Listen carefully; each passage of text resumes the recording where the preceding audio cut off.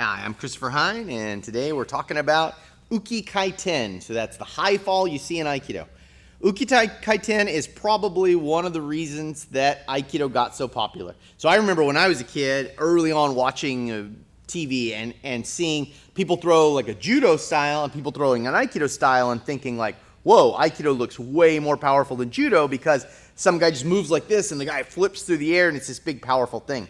So there's a lot of myth and mysticism in Uki Kaiten, and it's not all for show. There's a good reason for the Uki Kaiten, and today we're going to get into it and talk about why high falls are your friend and why you need to do them, and also kind of take away some of the mystery of what they actually are. So I'm going to call Josh out here, and we're going to go to work for you guys. All right, so we're going to talk about high falls and why they exist in Aikido. So high falls are probably the reason for a while that a lot of people studied Aikido, because high falls look impressive.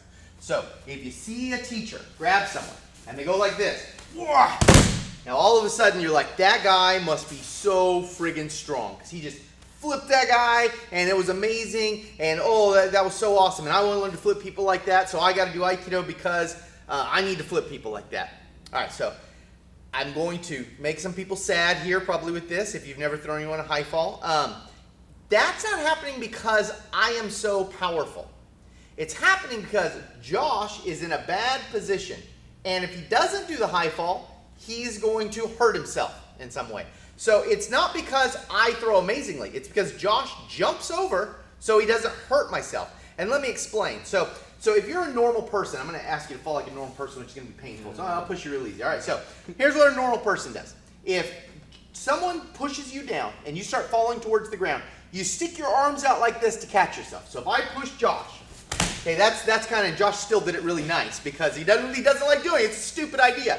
This is what we all do though, because when we were babies and we learned to walk and you weighed, 10 pounds and you went like this, you wouldn't break your arm, right? So that was a good way to stick your arm out and like, oh, So when you fall, most people have a tendency to stick their arm out. Now the problem with this is you're very likely to hurt your shoulder, your elbow, or your wrist when you do this, because any one of those joints can get locked up and all of your body weight's going down on it. So it's a bad way to fall. But that's how most people would fall. They'd stick their arm out like that. Okay? Now once you've learned how to fall a little bit, you'll fall like this. So if I shove Josh, okay, now notice what Josh did. He did all the right things there. He rounded his spine, he landed on his butt, he tucked his chin, and he rolled and distributed the weight in a rolling action, whether he actually does a roll or not. That kind of action distributes that force a little better, and no one part of his body takes too much force. So that's a really great way to fall. Okay, now, if I had Josh in a position like this, okay, it's impossible for him to stick his arm down because I'm holding it. So if I'm pushing him this way, he can't stick his arm down. Okay? It's also impossible for him to fall rounding his spine. So if he did a side break fall like this, if I shoved him and he kind of did a side break fall, so that'd be a side break fall, that would be cool and that would be a good way to fall. But because I'm holding him, he can't do that. So it really means when he falls, very likely he's going to smash directly into his shoulder or directly in his head. So if I'm pushing him at the ground like that, that's where he's going to fall. It's right there on his head or his shoulder. So he doesn't want to do that. So what Josh does is allows his body to come all the way over and hit on the other side. Just like that. Now when he falls like that, he can distribute his weight evenly on the opposite side of his body.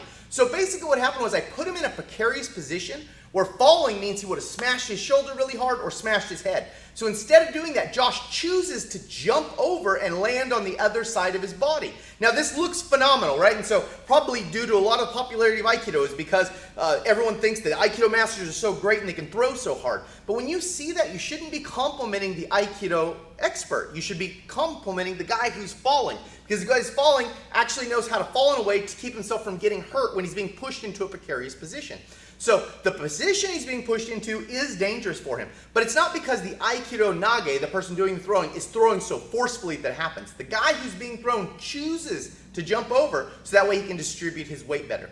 So this is breaking up a little bit of the myth of high falls. After this, we're going to teach you how to high fall. So if you want to learn how to high fall, we're going to talk about all kinds of ways to learn to high fall in the following videos. I'm Christopher Hine. Thanks for watching.